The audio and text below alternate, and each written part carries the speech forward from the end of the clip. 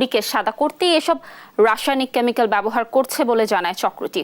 দেদারসে রাসায়নিক মেশানো এমন খাদ্যপণ্যে ক্যান্সার সহ মারাত্মক জটিল রোগে আক্রান্ত হওয়ার আশঙ্কা রয়েছে ভোক্তাদের, এমন মত বিশেষজ্ঞদের। কি খাচ্ছি, ধারাবাহিক রিপোর্টের আজ দেখুন শেষ পর্ব। সজীব রহমানের ছবিতে দেখুন ফখরুল ইসলামের অনুসন্ধান।